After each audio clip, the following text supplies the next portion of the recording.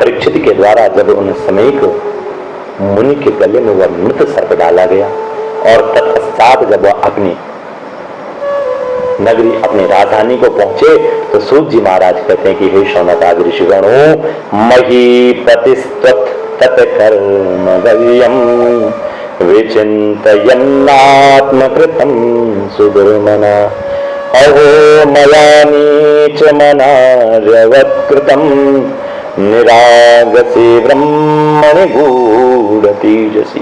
वो जो गूढ़ तेजस्वी जो कौन थे, जो अपना तेज छिपाए हुए जो वह ऋषि थे, मैंने क्या किया, उस निंदनीय कर्म के लिए बड़ा पश्चाताप करने लगी। वह परीक्षित जी महाराज बड़ा पश्चाताप करने लगे कि मैंने कितना बड़ा निंदनीय कार्य आज किया है। वो अत्यंत उदास हो गए और सोचने लगे कि मया नीच मनार्यवत्कृतं निरागसी ब्रह्मणि गूढ़ तेजसी, मैंने निरापराध एवं अपना तेज छिपाए एवं ब्राह्मण के साथ क्या है, अनार्य पुरुषों के समान बड़ा नीच व्यवहार किया है। यह बड़े खेद की बात है, बड़े दुख की बात है। ध्रुवम ततो मे कृतदेव हेलनात् दुरत्ययं व्यसनं नाति दीर्घात् तदस्तु कामं तदनिष्कृताय मे यथा न कुर्याम पुनरेव मध्या। अवश्य इन महात्मा के अपमान के फलस्वरूप शीघ्र से शीघ्र मुझ पर कोई घोर विपत्ति आन पड़ेगी और शीघ्र से शीघ्र क्या है, मैं भी ऐसा ही चाहता हूं क्योंकि उससे मेरे पाप का प्रायश्चित हो जाएगा और फिर कभी मैं ऐसा काम करने का तो साहस नहीं करूंगा, फिर मैं अपने जीवन में कभी ऐसा न करने योग्य अकर्म कर्म को नहीं करूंगा, क्योंकि ब्राह्मणों की क्रोधाग्नि ने आज ही मेरे राज्य सेना और भरे पूरे खजाने को जला करके खाक कर देगी, जिससे फिर कभी मुझ दुष्ट की ब्राह्मण देवता और गौ के प्रति ऐसी पाप बुद्धि न हो। साचिन्तयन्नित्यमथा तृणोद्यथा मुने सुतोक्त निर्तिस्तक्षकाभ्यः ससाधु मेनेन चिरेण तक्षका नर्म प्रसक्तस्य विरक्ति कारणम। और वे इस प्रकार जब चिंताग्रस्त थे और चिंता कर ही रहे थे कि उन्हें मालूम हुआ, उन्हें समाचार प्राप्त हुआ कि ऋषि कुमार के साथ से तक्षक क्या है मुझे डसेगा। उन्हें वह धधकती हुई आग के समान तक्षक का डसना बहुत भला मालूम हुआ। उन्होंने सोचा कि बहुत दिनों से मैं संसार में आसक्त हो रहा था, अब मुझे शीघ्र क्या है वैराग्य प्राप्त करना चाहिए और वैराग्य होने का जो है मुझे आज कारण प्राप्त हो गया है। और अथो विहाये मम मुम च लोकम विमर्शितो हेयतया पुरस्तात् कृष्णांग्रिसेवा मजमन्यमान उपाविशत्रायमर्तनद्याम्। और वे इस लोक परलोक के भोगों को तो पहले से ही तुच्छ और त्याज्य समझते थे, अब उनका स्वरूप का त्याग करके भगवान श्री कृष्ण चरण कमलों की सेवा ही सर्वोपरि मान करके और आमरण अनशन व्रत लेकर के वे गंगा तट पर बैठ गए। यावे लसत श्री तुलसी विमिश्र कृष्णांग्रिण्यवभ्यधिकाम्बुनेत्री पुनातिलोकानुभयत्र शेषान् कस्तां न सेवेत मरिष्यमाणः। और वह जब गंगा जी के किनारे बैठे, गंगा जी के तट पर बैठे, तो गंगा जी का जल भगवान श्री कृष्ण के चरण कमलों का वह पराग लेकर के प्रभावित होता है जो श्रीमती तुलसी की गंध से मिश्रित है। यही कारण है कि वे लोकपालों के सहित ऊपर नीचे के समस्त लोगों को पवित्र करती है। कौन ऐसा मरणासन पुरुष होगा जो उनका सेवन न करना चाहेगा, जो उनका सेवन न करेगा। और इति व्यवच्छिद्य स पांडवेय प्रायुपवेशम प्रति विष्णुपादम। और इस प्रकार जो है गंगा जी के तट पर आमरण अनशन का निश्चय करके उन्होंने समस्त आसक्तियों का परित्याग कर दिया और वे मुनियों का व्रत स्वीकार करके अनन्य भाव से भगवान श्री कृष्ण के चरण कमलों का ध्यान करने लगे। और उस समय त्रिलोकी को पवित्र करने वाले बड़े बड़े महानुभाव ऋषि मुनि अपने शिष्यों के साथ वहां पधारे। संत जन प्राय क्या है तीर्थ यात्रा के बहाने स्वयं उन तीर्थ स्थानों को ही पवित्र करते रहते हैं। और उसी समय वहां पर कौन आए? अनेकानेक ऋषिगण आए। अत्र वसिष्ठश्च वनः शरद्वा नरिष्ठनेमिरो भृगुरंगिरास पराशरोगादिसुतोत राम उत्तत्र इन्द्रो प्रमदीन्मनौ मेरातिर्देवल आष्टितेणु भारद्वाजो गौतमः पिप्पलादः मैत्रेय और कवश कुंभयोनि द्वैपायनो भगवान नारदस्य। और उसी समय वहां पर अत्रि वशिष्ठ च्यवन शरद्वान अरिष्टनेमि भृगु अंगिरा पराशर विश्वामित्र परशुराम उत्तत्र इंद्र प्रमद इद्मवाह मेधातिथि देवल आश्चर्य भारद्वाज गौतम पिप्पलाद मैत्रेय और कश्यप अगस्त्य भगवान व्यास नारद तथा इनके अतिरिक्त अनेक और भी कई श्रेष्ठ देवर्षि महर्षि तथा अरुणादि राजर्षियों का शुभागमन हुआ। और इस प्रकार विभिन्न गोत्रों के मुख्य मुख्य ऋषियों को एकत्र देख करके राजा ने सबका यथा योग्य सत्कार किया और उनके चरणों पर सिर रख करके उनकी वंदना की। सुखोपविष्टे स्वपति शुभूयः कृत प्रणाम स्वचिकीर्षितं यत् विज्ञापयामास विभक्ति चेता उपस्थितो गृहे विगृहीत पाणि। जब सब लोग आराम से अपने अपने आसनों पर बैठ गए तो महाराज परीक्षित ने फिर उन्हें प्रणाम किया। उनके सामने होकर के शुद्ध हृदय से अंजलि बांध करके और जो कुछ वह कहना चाहते थे और उसे सुनाने लगे। राजा कहते हैं, परीक्षित जी महाराज कहते हैं, अहो वयम धन्यतमानृपाणां महत्तमानो ग्रहणीयशीला राज्ञां कुलं ब्राह्मणपाद शौचा दूराद विसृष्टं बतगर्यकर्म। अहो समस्त राजाओं में हम धन्य हैं और धन्य नहीं धन्यतम है क्योंकि अपने शील स्वभाव के कारण आप महापुरुषों के कृपा पात्र बन गए हैं। राजवंश के लोग प्राय निंदित कर्म करने के कारण ब्राह्मणों के चरण धोवन से दूर पड़ जाते हैं। यह कितने खेद की बात है। और मैं भी राजा ही हूँ, निरंतर देह गेह में आसक्त रहने के कारण मैं भी कैसा पाप रूप हो गया हूँ। इसी से स्वयं भगवान ही ब्राह्मण के साप के रूप में मुझ पर कृपा करने के लिए पधारे हैं। और यह शाप वैराग्य उत्पन्न करने वाला है क्योंकि इस प्रकार के साप से संसार शब्द जो संसार में जो आसक्त पुरुष है वह भयभीत होकर के विरक्त हो जाया करते हैं। और हे ब्राह्मणों तमोपयातम प्रतियंत विप्रा गंगां च देवे धृतचित्तमीशे द्विजोपसृष्ट कुहकस्तक्षको वा दशत्वलं गायत विष्णु गाता। हे ब्राह्मणों अब मैंने अपने चित्त को भगवान के चरणों में समर्पित कर दिया है। आप लोग और मां गंगा जी की शरणागत जानकर मुझ पर अनुग्रह करें। ब्राह्मण कुमारों के साप से प्रेरित कोई दूसरा कपट से तक्षक का रूप धारण कर मुझे डस ले अथवा स्वयं तक्षक आकर डस ले, इसकी मुझे तनिक भी परवाह नहीं है। आप लोग कृपा करके भगवान की रसमयी लीलाओं का गायन करें। मुझे भगवान की लीलाओं का आप वर्णन सुनाएं। पुनश्च भूयात् भगवत्यनन्ते रति प्रसंगस्य तदाश्रयेषु महत्सुयां यामपयामि सृष्टिं मैत्रस्तु सर्वत्र नमो द्विजभ्यः। मैं आप समस्त ब्राह्मणों के चरणों में प्रणाम करके पुनः यही प्रार्थना करता हूँ कि मुझे कर्मवश चाहिए जिस योनि में जन्म लेना पड़े, भगवान श्री कृष्ण के चरणों में मेरा अनुराग हो और उनके चरण आश्रित महात्माओं से विशेष प्रीति हो और जगत के समस्त प्राणियों के प्रति मेरी एक सी मैत्री रहे। ऐसा आप मुझे क्या दीजिए, आशीर्वाद दीजिए। ऐसा आशीर्वाद में आप मुझे प्रदान कीजिए। इति स्मराजाद्यवसाय युक्त प्राचीन मूलेषु कसेषु धीर उदं मुखो दक्षिणकूल आस्ते समुद्र पत्न्या स्वसुतन्यस्तभार।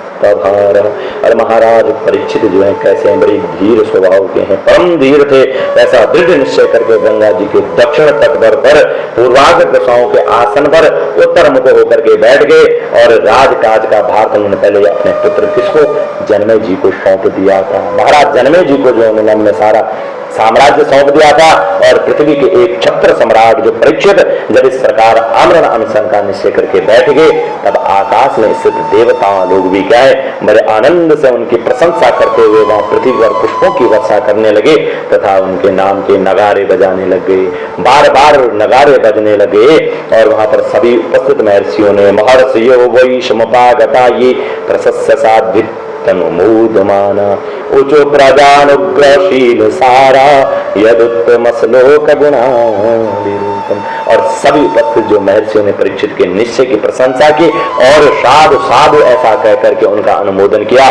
और इससे लोग तो क्या होते, स्वभाव से ही सब लोगों पर अनुग्रह की वर्षा करते हैं। और यही नहीं, उनकी सारी शक्ति लोगों पर कृपा करने के लिए होती है। उन लोगों ने भगवान श्री कृष्ण के गुणों से प्रभावित परीक्षित के प्रति उनके अनुरूप वचन कहे।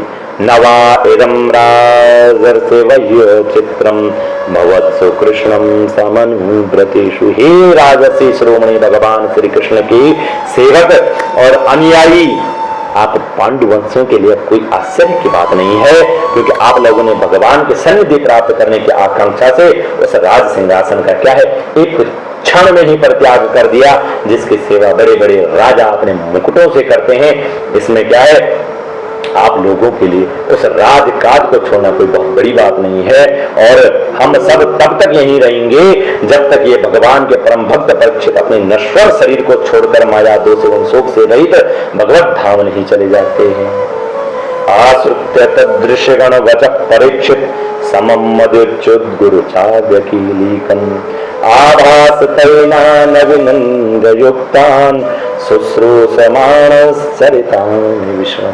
और ऋषियों के जब इस प्रकार से ऋषिगण वचन बड़े मधुर गंभीर सत्य और समता से युक्त थे, और उन्हें सुन करके राजा परीक्षित ने उन युक्त युक्त मुनियों का अभिनंदन किया और भगवान के मनोहर चरित्र सुनने की इच्छा से ऋषियों से प्रार्थना की। समागतः सर्वत एव सर्वे वेदायता मोतिधरा स्त्रीपृष्ठे नेहात वा मूत्र च तत्सनातम ऋते परानुग्रहमात्मशीलम। हे महात्माओं, आप सभी सब ओर से सभी दिशाओं से यहाँ पधारे हैं। आप सत्य लोक में रहने वाले क्या है, मूर्तिमान वेदों के समान हैं। और आप दूसरों पर क्या करने वाले, अनुग्रह करने वाले हैं। और जो आपका सहज स्वभाव है इस लोक या परलोक में, और कोई आपका कोई स्वार्थ नहीं है। हे विप्रवरों, आप लोगों पर पूर्ण विश्वास करके मैं अपने कर्तव्य के संबंध में प्रश्न पूछने योग्य प्रश्न करता हूं।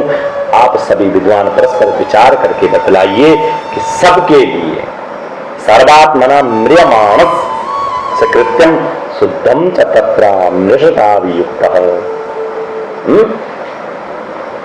सबके लिए, सर्वात्मना सभी के लिए, सब अवस्थाओं में म्रियमाणे सुकृत्यम। और विशेष करके क्या है, थोड़े ही समय में मरने वाले पुरुष के लिए अंतःकरण और शरीर से करने योग्य विशुद्ध कर्म कौन सा है। यहां पर राजा ने ऋषियों से दो प्रश्न किए, ब्राह्मणों से दो प्रश्न किए। प्रथम प्रश्न तो क्या किया कि जीव को सदा सर्वदा क्या करना चाहिए, और दूसरा यह कि थोड़े ही समय में मरने वाला है, वह थोड़े ही समय के पश्चात क्या मरने वाले हैं, उनका कर्तव्य क्या है। और यही दो प्रश्न उन्होंने सुखदेव जी से भी किए।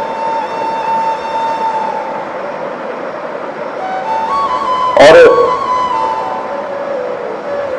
जब उन्होंने ब्राह्मणों से प्रश्न किए तो तत्रा भवत भगवान पुत्रो यदृच्छया दामटमानो नपेक्षा अलक्षलिंग निजलालतुष्टो मृतस्सवालैरवधूतवेशः। जब गर्भ में परीक्षित के ऊपर बाण रूपी अस्त्र ब्रह्मास्त्र का प्रयोग अश्वत्थामा ने किया, तो भगवान अपने सुदर्शन चक्र को लेकर के परीक्षित को बचाने के लिए गर्भ में प्रवेश किया। अर्थात जब शस्त्र से परीक्षित जी के जीवन को हानि होने वाली थी, तो भगवान शस्त्र बन करके दौड़े।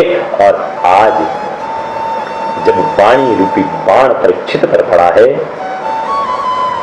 तो वह भगवान सुखदेव जी के महाराज जी के रूप में वह स्वयं क्या है, वाणी रूपी सुखदेव जी के रूप में प्रकट हो गए और कहते हैं कि तत्र अववद भगवान व्यास पुत्र। और उसी समय क्या है, पृथ्वी पर स्वेच्छा से विचरण करने वाले और किसी की कोई अपेक्षा न रखने वाले व्यास नंदन भगवान सुखदेव जी महाराज वहां प्रकट हो गए और वे वर्ण तथा आश्रम के बाह्य चिन्हों से रहित एवं आत्मानुभूत संतुष्ट थे और बच्चों और स्त्रियों ने उन्हें घेर रखा था। उनका वेश अवधूत का सा था। तम दृष्ट वर्षम सुकुमार पाद करोरुभवम सकल सकपोल गात्रम चार्वायताक्षुण्ण सतुल्य कर्ण सुप्रवाननम कंबुसुजात कंठम। तम द्वय अष्ट वर्षम, उनकी आयु कितनी है? द्वय अष्टम अर्थात 16 वर्ष की अवस्था। चरण हाथ जंगा भुजाएं कंधे कपोल और अन्य सब अंग क्या है? अत्यंत सुकुमार थे। नेत्र बड़े बड़े और मनोहर थे। नासिका कुछ ऊंची थी, कान बराबर थे, सुंदर भौहीं थी और इसमें मुख क्या है? बड़ा ही शोभायमान भगवान का हो रहा था। गला तो मानो सुंदर शंख भी था। निगूढ़ जत्रम पृथुतुंग वक्षसम आवर्तनाभिम वलिवल्गुदूदरम। और क्या है? हंसली ढकी हुई, छाती चौड़ी और उभरी हुई, नाभि भंवर के समान गहरी तथा उदर बड़ा ही सुंदर त्रिबली से युक्त था। लंबी लंबी भुजाएं थी, मुख पर घुंघराले बाल बिखरे हुए थे और इस दिगंबर वेश में वे श्रेष्ठ देवता के समान बड़े तेजस्वी मान पड़ते थे। श्यामम सदा पिच्च वयोंग लक्ष्मण सामरंग था। चित्त को चुराने वाली भई जवानी थी। वे शरीर की छटा और मधुर मुस्कान से स्त्रियों को सदा ही मनोहर जान पड़ते थे। यद्यपि उन्होंने क्या है अपने तेज को छिपा रखा था, फिर भी उनके लक्षण जानने वाले मुनियों ने उन्हें पहचान लिया और वे सब के सब अपने अपने आसन छोड़ करके और उनके सम्मान के लिए खड़े हुए। और सा विष्णु रातो तितय आगताय तस्मै सपर्याम शिरसाजहारो ततो निवृत्त यबुदा स्त्री और भकाः महासनी शुक्र विशेष पूजिता। राजा परीक्षित ने अतिथि रूप से पधारे हुए श्री सुखदेव जी महाराज जी को सुख झुका करके, सिर झुका करके प्रणाम किया और उनकी पूजा अर्चना की। उनके स्वरूप को न जानने वाले बच्चे और स्त्रियां उनकी महिमा देखकर वहां से लौट गए और सबके द्वारा सम्मानित होकर सुखदेव जी श्रेष्ठ आसन पर आज विराजमान हुए। और ससंभृतस्तत्र महान महीयसाम ब्रह्मर्षि राजर्षि देवर्षि संगई व्यारूचकालम भगवान तेंदुर ग्रह क्षतारा निकरहि परितता। ग्रह नक्षत्र और तारों से घिरे हुए चंद्रमा के समान आज ब्रह्मर्षि देवर्षि राजर्षियों के समूह से आवृत व सुखदेव जी महाराज अत्यंत शोभायमान हुए। वास्तव में वे क्या है? महात्माओं में भी बड़ी आदरणीय थे। और जब प्रखर बुद्धि सुखदेव जी शांत भाव से बैठ गए तब भगवान के परम भक्त परीक्षित ने उनके समीप आकर के और चरणों पर सिर रख करके प्रणाम किया। फिर खड़े होकर के हाथ जोड़कर नमस्कार किया और उसके पश्चात अपनी बड़ी मधुर वाणी से उन्होंने श्री सुखदेव जी महाराज जी से पूछा, अहो अद्य वयं ब्रह्मन् सत्य सेव्य छत्रबंधवः कृपया तिथि रूपेण भगवद्भिस्तेतका कृता। अरे ब्रह्म स्वरूप भगवान, आज हम बड़े भागी हुए क्योंकि अपराधी क्षत्रिय होने पर भी हमें क्या है? संत समागम का अधिकारी समझा गया है। आज कृपा पूर्वक अतिथि रूप से पधार कर आपने हमें तीर्थ के तुल्य पवित्र बना दिया महाराज। ये स्मरणात् पुंसां सद्य शुद्धन्ति वैग्रह किम पुनर्दर्शन स्पर्श पाद शौचासना। आप जैसे महात्माओं के स्नेह मात्र से ही गृहस्थों के घर तत्काल पवित्र हो जाते हैं। फिर दर्शन स्पर्श और पाद प्रक्षालन और आसन आदि दान आदि का स्वअवसर मिलने पर तो कहना ही क्या है भगवान, क्योंकि सानिध्यते महायोगिन पातकानि महांतपि सद्यो नश्यन्ति वै पुंसाम विष्णुरिवसुरी तरह। हे महायोगिन, जैसे भगवान विष्णु के सामने दैत्य लोग नहीं ठहरते हैं, वैसे ही क्या है आपकी सन्निधि से बड़े बड़े पाप भी तुरंत नष्ट हो जाते हैं। अवश्य ही पांडवों के सुहृद भगवान श्री कृष्ण मुझ पर आज बड़े अत्यंत प्रसन्न हैं और उन्होंने अपने फुफेरे भाइयों की प्रसन्नता के लिए उन्हीं के कुल में उत्पन्न हुए मेरे साथ भी अपने पन का व्यवहार किया है। अन्यथा ते व्यक्त करते गतेर दर्शनम न कथम नृणाम नितराम म्रियमाणानाम संसिद्धस्य गणीयसः। तो अगर भगवान श्री कृष्ण की ऐसी महती कृपा न होती तो आप शरीर के एकांतवासी जो अव्यक्त गति परम सिद्ध पुरुष स्वयं पधार कर इस मृत्यु के समय हम जैसे प्राकृत मनुष्यों को क्यों दर्शन देते, क्यों मुझे दर्शन देने के लिए आते? या अवश्य नहीं, क्या है? भगवान श्री कृष्ण की कृपा है, महती कृपा है, क्योंकि आप अतः पृच्छाम संसिद्धिम योगी नाम परमम गुरुम, और आप क्या है? योगियों के परम गुरु हैं, योगी नाम परमम गुरुम। इसलिए मैं आपसे परम सिद्धि के स्वरूप और साधन के संबंध में प्रश्न कर रहा हूं। जो सर्वथा क्या है? मरणासन है, उसको क्या करना चाहिए? न समय परीक्षित जी के पास है, और क्या है? गोधूलि से अर्थात गौदोहन काल से ज्यादा जो है कहीं पे सुखदेव जी महाराज जी भी नहीं रुकते, कोई सन्यासी नहीं रुकता है, तो दोनों के पास क्या है? समय का अभाव है। इसलिए परीक्षित जी ने ज्यादा लंबी चौड़ी बात को न की, सीधा सीधा क्या कहा? म्रियमाणस्य सर्वथा। म्रियमाण जो है, जो मरणासन है, उस व्यक्ति को क्या करना चाहिए?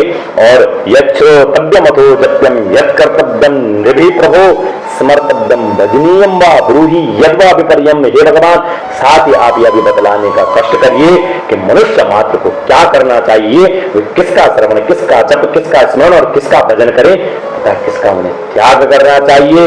क्योंकि नूनम भगवतो ब्रह्मन् गृहेषु गृहमेदिनाम न लक्ष्यते यवस्थानम अपि गोदोहनम क्वचित्। क्योंकि भगवत स्वरूप मुनिवर आपका दर्शन क्या है? अत्यंत दुर्लभ है। क्योंकि गोदोहनम क्वचित, जितनी देर एक गाय दुही जाती है और गृहस्थों के घर पर उतनी देर तो आप ठहरते भी नहीं है। और जब इस प्रकार से परीक्षित जी ने महाराज सुखदेव जी की बात कही तो सूत जी महाराज कहते हैं, एवमाभाषित पृष्ठ साराध्य सक्षणया गिरा प्रत्यभासत धर्मज्ञो भगवान बादरायणी। और जब राजा ने बड़ी मधुर वाणी में से प्रकार संभाषण एवं प्रश्न किए, तब समस्त धर्मों के धर्मज्ञ जो व्यासनंदन जो भगवान सुखदेव जी हैं, बड़ी प्रसन्न हुए, बड़े शांत चित्त होकर के, और उसके पश्चात जो है उनके प्रश्नों का उत्तर देने के लिए उद्यत हुए। और अनंतर जो है सुखदेव जी महाराज जी ने परीक्षित महाराज जी के समस्त प्रश्नों के उत्तर दिए।